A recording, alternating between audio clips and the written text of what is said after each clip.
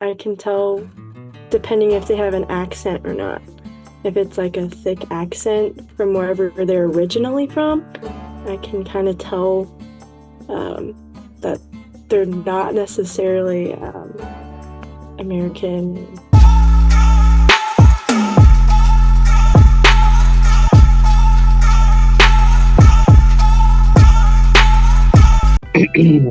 Great. So let's start. So can you guys introduce yourself and tell us where you're from? Have you traveled abroad? And do you speak another language besides English? And what are you doing now? My name is Benjamin. I'm from Canada. I came to the United States for my education. I currently speak Spanish and English. Those are my two. I don't speak French, despite the rumors. But I'm okay with that. I think I got everything there, right, Asna? What are you doing now? What am I doing now? Right now I am a teacher at a middle school. Oh, nice. And I'm working on my master's degree for social work. That's good. Oh, cool. All right, Emily. Okay, my name's Emily. I'm from Salt Lake City, Utah, and I've lived in other countries, kind of like traveling abroad, I guess. So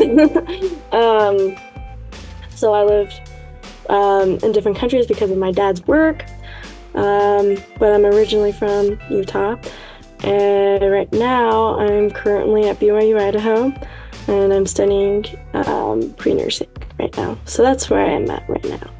Yeah. But I also forgot to mention that I speak English and Spanish, so I forgot to mention that.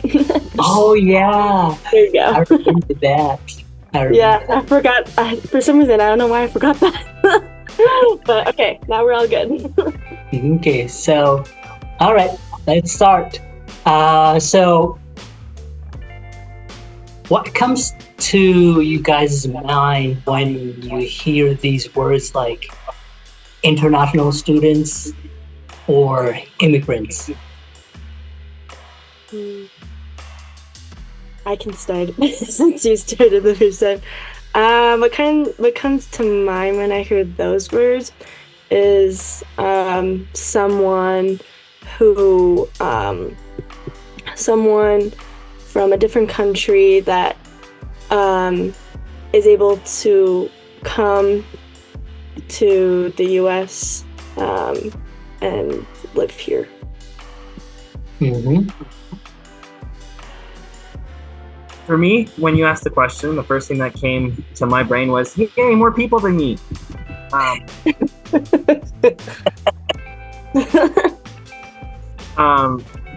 Essentially, when I think of immigrants or people that are studying international students, I do think of people that have different nationality, and the main focus of my brain goes towards how I can learn to be more accepting and diverse myself through interactions with them, because they bring something new to the table that is missed by just being here, if that makes any sense. So when I think international students, I'm like, oh, I want to meet them and learn everything about them and culture, and Yeah. I get excited when I find out somebody isn't from the United States. Mm-hmm. Good. That's good.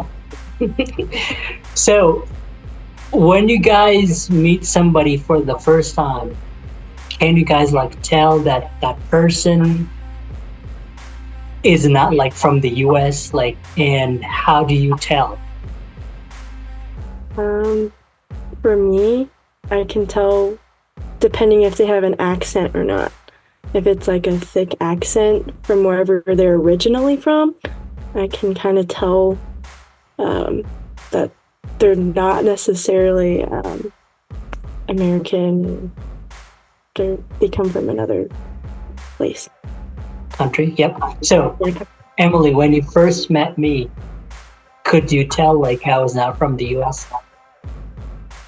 Um, at first, I was trying to pay attention, like, really close to when you were, like, speaking, because, like, you spoke English really well, to be honest. There are some international students that can speak English really well, and I was like, okay, like, he's speaking English really well, but I'm like, I don't know if he's from, I don't know if he's from the U.S., because then I could tell, um, later on, I could tell that you were from like another, that you were international and you were from another country.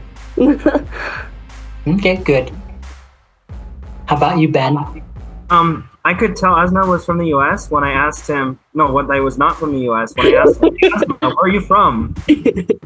I find that with my interactions with many people, it depends on how they're raised, not necessarily where they're from. Because if you were to go to a French Canadian, their accent would be a lot more Frenchy. If you go to somebody who's from Southern America, they have an accent that sounds really gnarly, like in the nasally, in the nose. Yeah. So really, I don't think it's possible to determine if somebody is from the United States solely based on their accent because I don't know your background. But as you get to know somebody, you can be like, oh, this is where their accent comes from. And it, with that, I always ask people where they're from because that gives me a better understanding. Instead of just assuming that they're not from the United States, it's better to ask them, where are you from? And then gain that background information so you can have a better understanding of who they are and what they're bringing to the table. Okay. So I'm pretty sure you guys this is specifically for Emily. What do you think of people that are not from the US when they speak English? What do you think of their conception of American accent? Ben can answer as well, but I just wanna, because you traveled to India, I believe. Yeah, I lived there. Mm-hmm. Yeah. So I guess for you two, what do you guys think of the conceptions of American accent or American English? Because Ben, he has the Canadian side of him and the American side of him. So I just want to see you guys' insights about that.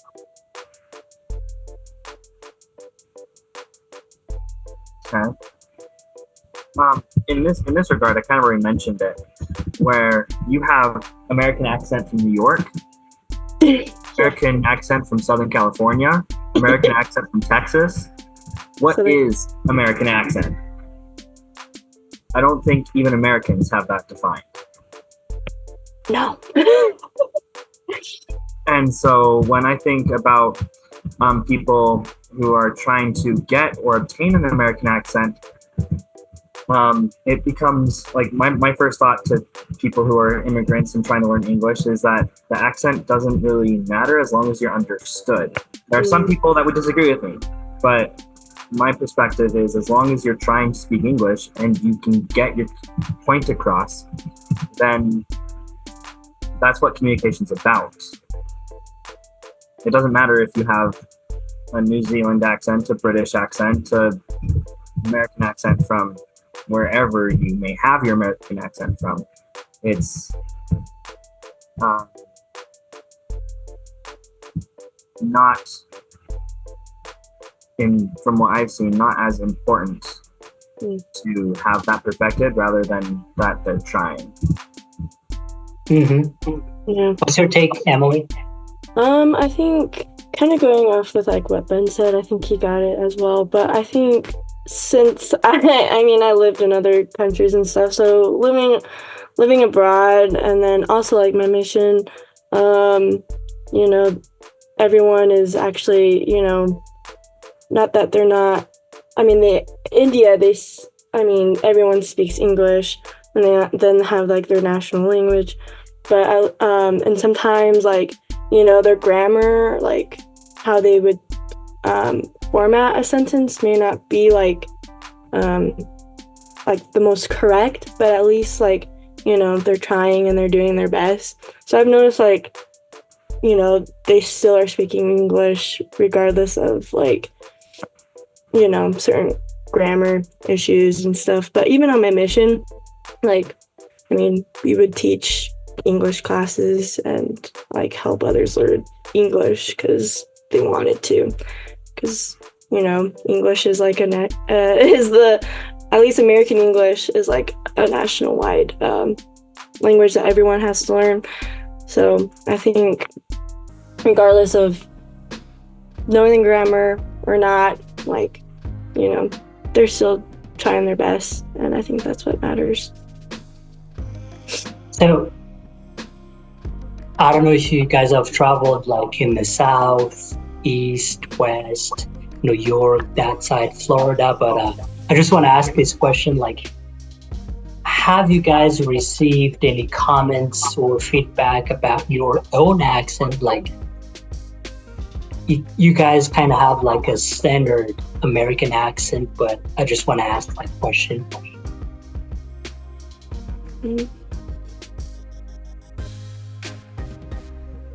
I mean, I haven't really had any like one comment on my American accent, really, other than like other people have told me, like, because since I'm from Utah, most people in Utah, like, they don't pronounce their T's. So when I say, like, you know, mountain, I say mountain. And so a lot of people are like, what the heck? Or they're just like, I don't know if I say, like, you know, everyone has like their own ways of pronouncing certain words. And in Utah, I mean, I don't say mountain, I say mountain, or just stuff like, I don't know. Like, I haven't really had any negative comments.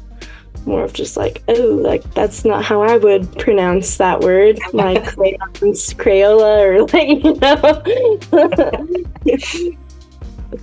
How about you, Ben? Well, being from Canada, whenever I say big, like, pass me the hand big, people start laughing at me, and they're like, why? Or the American flag, like, I pledge allegiance to the flag, and people are like, no, you don't say that, it's flag. Like, what are you talking about? It's flag. So again, I don't think necessarily it's a bad thing. It just takes people by surprise when you speak a little differently than what they're anticipating or what they're used to. But as soon as people got over the fact that I say a lot more A than they do, I don't think people comment on my accent at all after that phase has passed. Yeah. And I remember you were saying, like, the way you call a beanie, how do you call it again? Oh, you mean the toque? A toque. Yeah, instead of a beanie, it's a toque.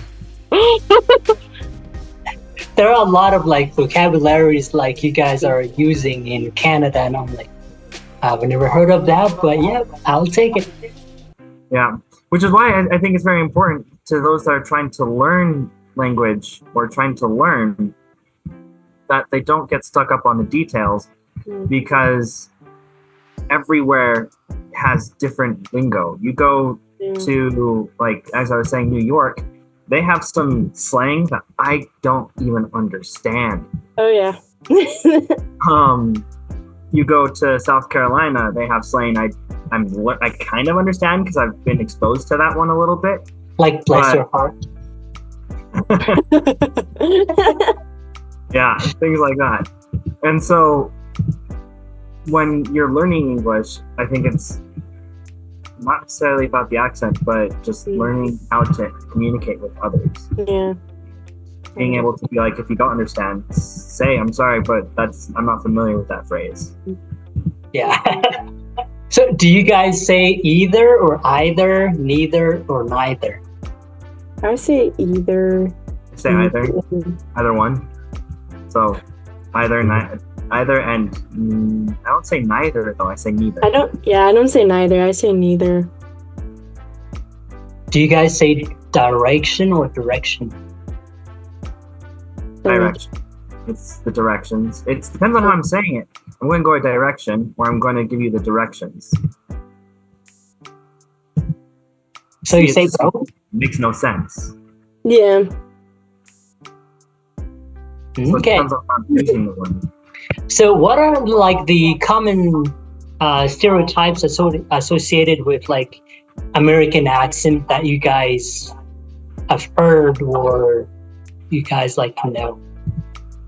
Well, like for at least California, it's like, they're more like laid back, like surfing, like super dude, like oh what up, like that, because like they're like by beaches, but like if like New York, they're more like, I don't know, a little like angry kind of, I don't know, a little bit I'd say, or a little bit more like when they speak, it's a little bit harder, well, angrier a little bit, I would say.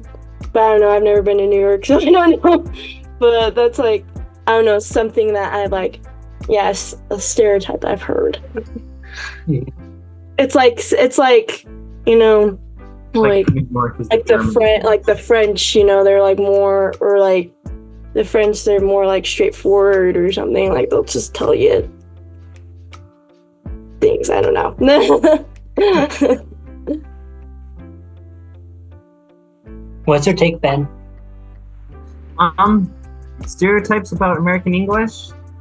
Because like the one big stereotype outside of the U.S., there are a lot of like English learners, and like the moment they're like trying to learn English, they're gonna be like, oh, I'm gonna try to learn American accent, like, oh, I'm gonna talk like this or something like that. Yeah. So I think the main stereotype is that there is a single American accent. Because you can have somebody from Finland learning perfect English. A lot of Finnish people I've met have perfect English and you don't even know that they have an accent. But then they go to New York and they're like, why did I learn American English? This isn't American English. This is like, what is this? And so I think the main stereotype is that and you go to the South and it's something different. Oh yeah. More like a southern universal, or it's the same on broad everywhere. It's not. So I think that would be the biggest stereotype, is that people, when they hear about English, are like, oh, English has a single type of accent. You go to Canada, you're going to get a different accent. You go to Idaho, there's actually an Idahoan accent. There's a Utah accent. There's a Wisconsin accent, a DC accent. There's an accent wherever you go. Yeah. That's different. There is like a Utah and Idaho accent. Yeah, same? people from Idaho and people from Utah speak differently, just a little bit. But I can tell. Well, I don't know about Emily, but I can't differentiate them.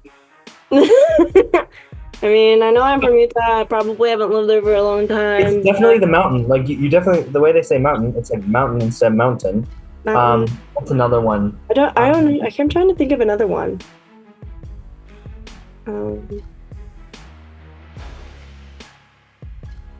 that was the only one I could think of. Because like I feel like Utah and Idaho are like close and similar. There's but like even though in southern Utah you have a lot more of the accent from the south, like Arizona. Like it sounds more like it would be slang the Hick language, where people are the farmers, and then you go to Idaho and you have people that, like, none of the farmers here have the Hick accent. I don't think I've heard a single bit of it. So really, wherever you go, the accent is going to be different, and I think that's the biggest thing that people misconstrue when they go into learning English, is that it's going to be the same. It's kind of like when I learned Spanish. Spanish is the same way, where I thought, oh, Spanish, this is going to be easy. I'm going to be able to speak this. But then I learned about the theta in Spain and the That's same. castellano in Argentina and the different slang in Mexico. And I'm like, Spanish isn't just a single language. It's like Yeah. a branch. Oh yeah. And Because Emily I speaks think Catalan, right? Well, I don't speak Catalan, but that's where I started my mission. So I did learn the Spanish. 'Cause I actually took Spanish in high school, and so my teacher, he taught us Spanish, and then I got my mission, and I was like, oh, like I kind of know, but I picked up the theta. But like when I was there, it was still like a melting pot. So I'm like, there's a whole bunch of other people like from Latin America that was there. And so I could definitely tell, like, even my companions, they could immediately tell, like, oh, okay, that person is, like, from Colombia, that person's from Argentina, like, just based off of, like, oh, like, they're, like, the way they speak, which is kind of interesting. And to English speakers, it's the same. Yeah, exactly. Like when you speak Spanish, Emily, do you pronounce C differently? See? Mm-hmm. Like canción? So for like the theta part, I've noticed, like, when you say, like, it has to be like the right, like, letter, so like a Z. So like if you say like a heart, like corazón, like that's Corazón. corazón. Yeah, that's when you have the theta, because a lot of people, like a lot of people, they don't, they're just like España, and I'm like, no, that's not right. Like, They overemphasize the. I'm like, you do not know. Because like when I was like learning it, you have certain, like, I guess, certain places that you have, like, where you do like the accent part, or like for the theta part, like there's like only certain, like, words. So it's just funny to hear people like speak it different. I'm like, oh, no, that's not the way. I'm sure Ben doesn't do that. No. No, my accent is more based on the Castellano. Castellano. I never really learned that. I wish I would, but it was a little hard. All right. It's Good. So another question that I would like you guys to answer is, like, when you guys are like interacting with people from like other countries, do you guys think like that American accent is generally like well received? It depends on who's talking. Because, for example, you remember Francis, right? Mm-hmm. I couldn't understand the word he said.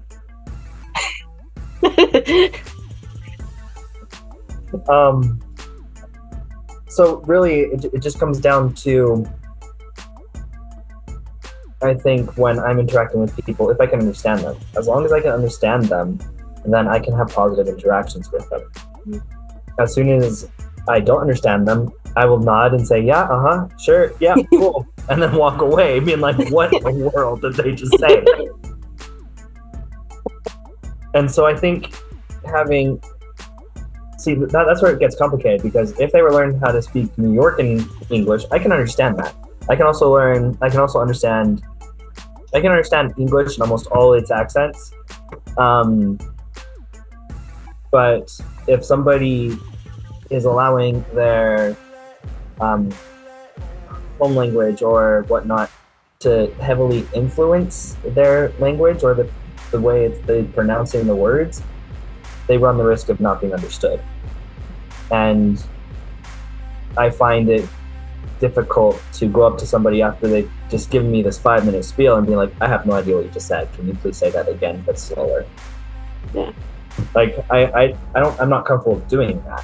And so there's the risk that they run if they don't have a good enough accent based on wherever they're going, whether it's New York, whether it's California, or somewhere Englishy. If their accent isn't a standard English, then it's going to be harder for them to community. How about you, Emily? Yeah, I would have to agree with Benjamin on that because I feel like it really depends on the person that I'm like interacting with and talking with. Because there are some like international students, especially like here on campus, I'll talk to people and their English is actually pretty spot on. Like I can definitely understand and have a good like conversation with them. But then there are other times where a lot of other people like they have like more of a like they know English, sorry, but their accent, if it's a really thick like accent, I don't know, like if they're from like Africa or somewhere, I'll have to be like, what? Like, can you repeat that? Like, I can't hear you. Or same with like Asian countries too. Like if someone's like from Japan or somewhere over there, I'm just like, oh, can you repeat that? And then I'm like, oh, okay, like sure. Kind of like trying to understand them.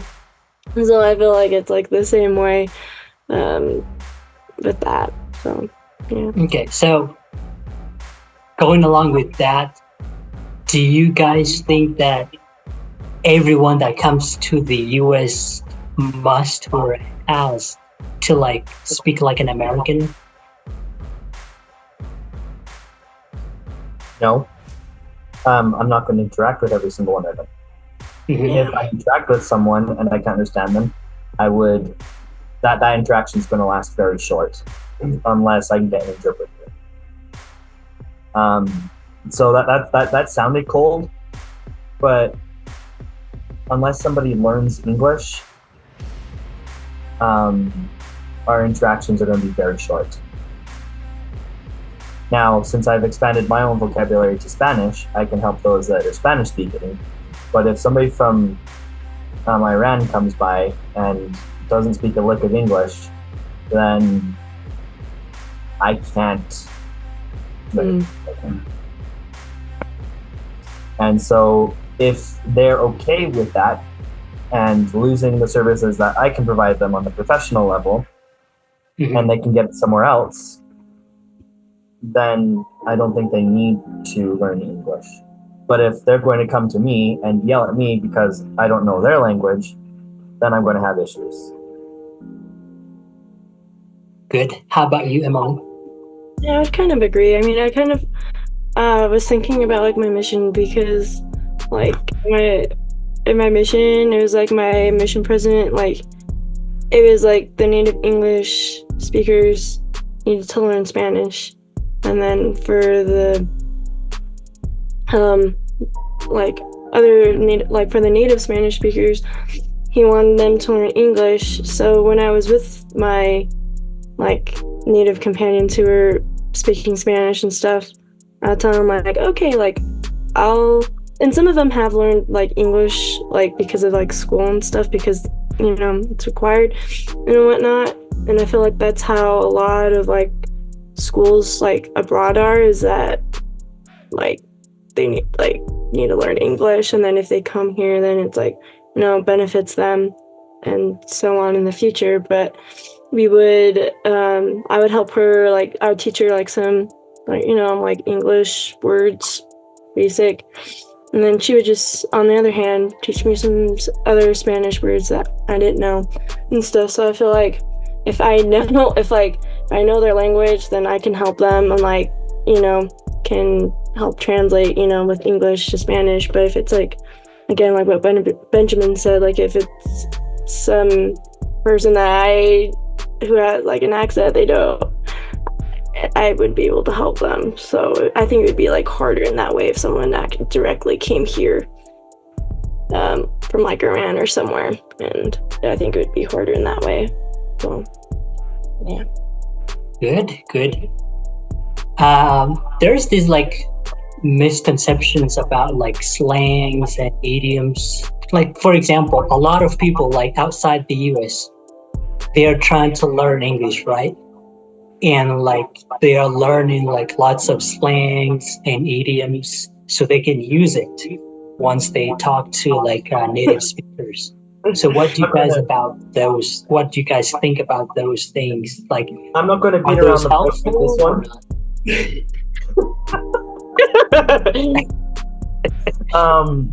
In honesty, again, it goes back to learning. There are idioms in Spanish that I've tried to use, and I've used them incorrectly. Like, for example, I would go up to someone in Spanish and say, stop pulling my leg, but in Spanish. And they're like, what? What are you talking about? Instead, they would say, estoy tocando mi pelo. Are you touching my hair? I'm like, how does that make sense? But it's a process. And once you learn the idioms, I think it's totally fine to use them. It's not expected that they know them. Like, for example, if I was to go say to somebody who's just learning English, I'm not going to beat around the bush about this. They're going to be like, what in the world are you talking about? And if I have a relationship with them, whether it's professional or whether it's a friendship, if I have some form of relationship, I would expect them, if they don't understand, to ask me what that means. And then I can explain that to them, and then they're not just confused. And one thing I found is that when people use idioms around those that don't know English, the people that don't know English tend to backpedal a little bit and stop having as much interaction. And I would like that to not happen. And I would rather take, like, for example, in the when I was learning Spanish, if I made a mistake, I was told immediately that I said it wrong and how to say it. And I wish English was a little bit more like that, where our culture was more accepting and helpful to those trying to learn. Yeah.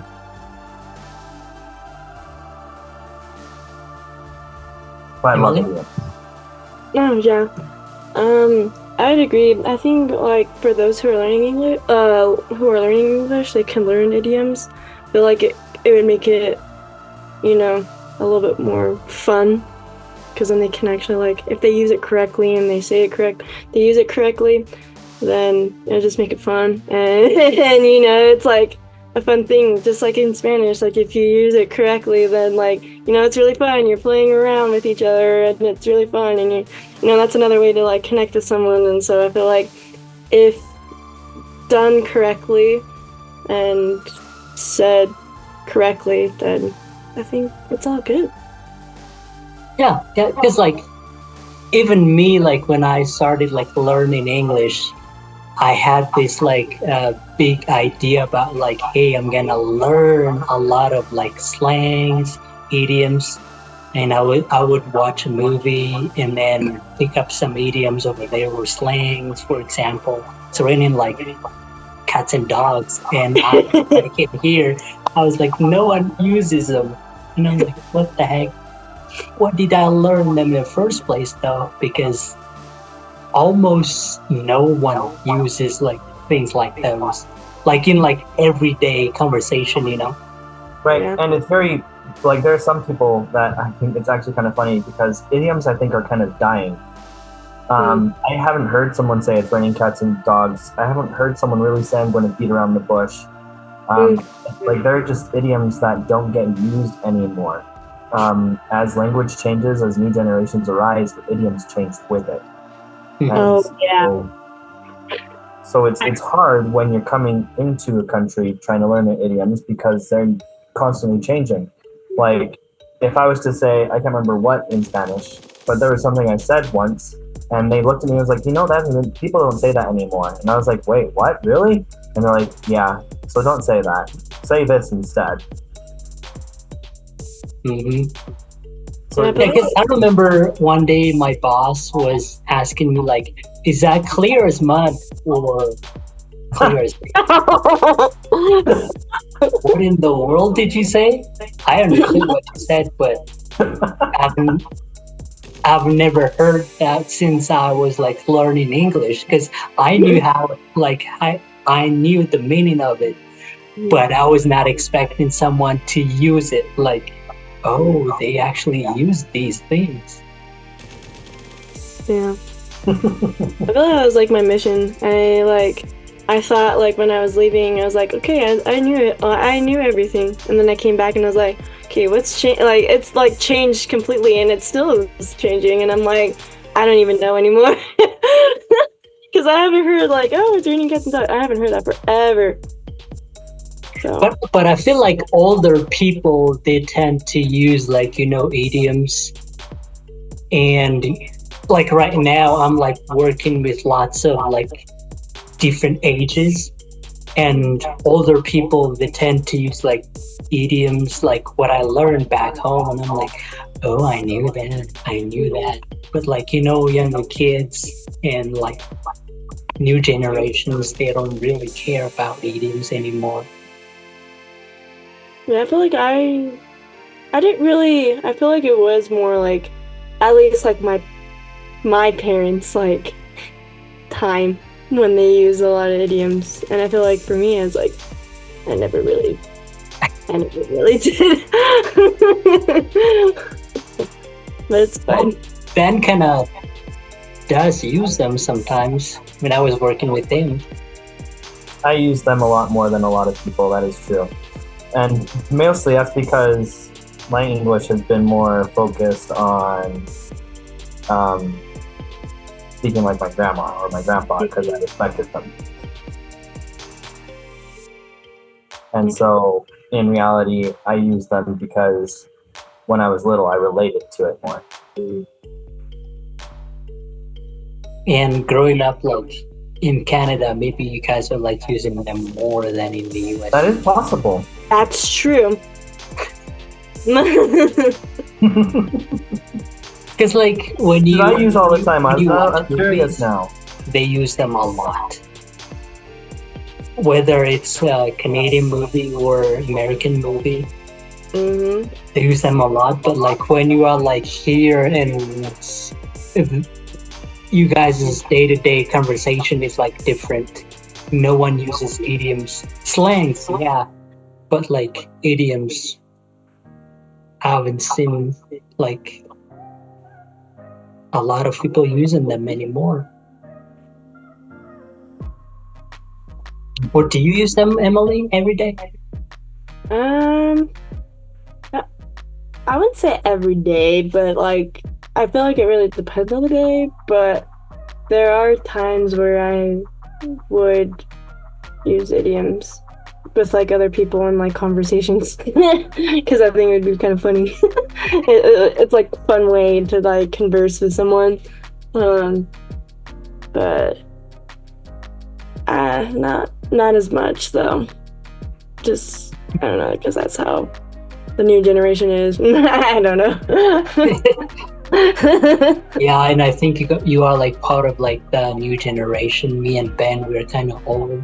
Yeah, so I feel like it's a little bit harder, like connecting with like someone who's like. I feel like those who are in an older generation, like you can still converse, but like I think it'd just be different and like, with the idioms at least in that sense, because I feel like it's like different. But you could still, you could still do it. I mean, my younger brother does it all the time to like my grandparents, and it's just hilarious because they're like, "What? Like, what does that mean?" So I feel like it's funny and it's fun. Yeah, there are a lot that sometimes I feel like, what does that mean? Especially with Ben, because he uses like these old like idioms like you never knew like somebody's gonna use them. Wow, thanks. Like, which ones? What are you thinking of, Asna? Oh, I've been with you for like maybe almost 2 years. Yeah. I'm just trying to think what idioms would I have used. Because I don't remember, but like sometimes you remember like when I ask you like twice, like, hey, what do you mean? Like those. Yes, you did that a lot.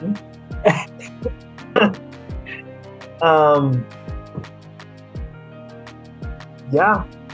Like I will use the idiom "call it a day." I will use "all ears." I use "by the skin of your teeth." I will say "break the ice," "eye to eye," "hit the sack."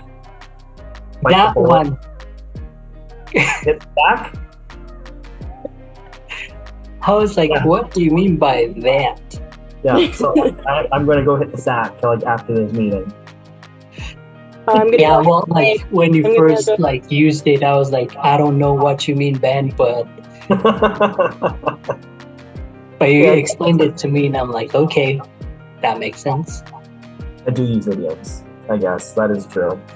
Now that you point it out and I think about it, I use them. I'm gonna Yep. hit the head.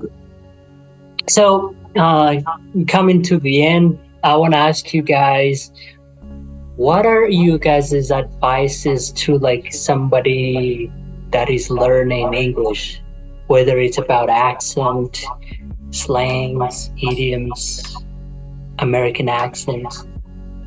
My advice would be to, at first, not be so concerned about the way they sound as they're speaking because they're learning. Then my second piece of advice is, as you get here, interact with other people so you can make friends. And when you have friends, that will help you improve your English more than anything else will. Because a friend is somebody that helps you grow. They help support you. They help you learn. They're not, if you say something weird, they may laugh at it for a couple seconds, but then they're like, okay, so this is what you actually would say. Hmm. Like stripper? Yes, like that one with Andy. That was hilarious.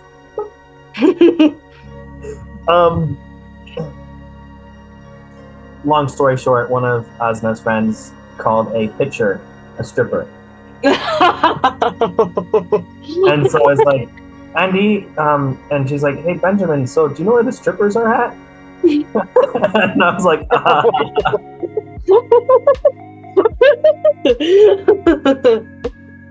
I have no idea what you're asking me. Can you please describe what you mean by stripper? And then she gave me the explanation, and we laughed, and we still laugh. But now she knows that it's a pitcher.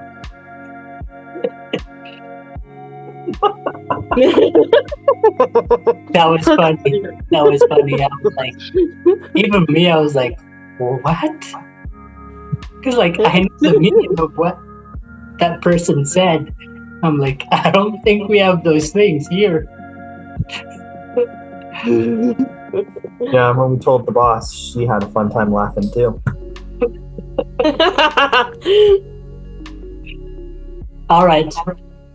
What's your advices, Emily?